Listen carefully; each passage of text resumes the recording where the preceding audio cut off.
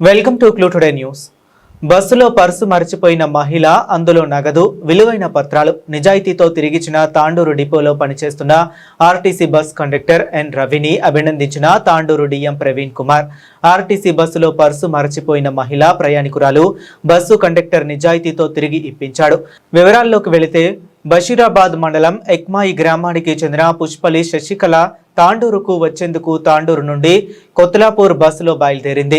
Bus దిగే సమయంలో ఆమె తన పర్సును బస్సులోనే మర్చిపోయి దిగింది. బస్సులో కండక్టర్గా విధులు నిర్వహిస్తున్న కండక్టర్ ఎన్ రవి పర్సును గమనించాడు. వెంటనే తాండూరు డిపో అధికారులకు, భద్రతా సిబ్బందికి పర్సును అప్పగించారు.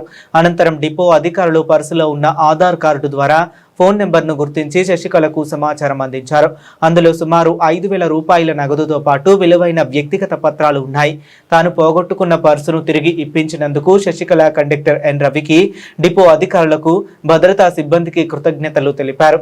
అదేవిధంగా బస్ కండక్టర్ నిజాయితీని చాటుకోవటం పట్ల డిపో మేనేజర్ ప్రవీణ్ కుమార్ అతన్ని అభినందించారు.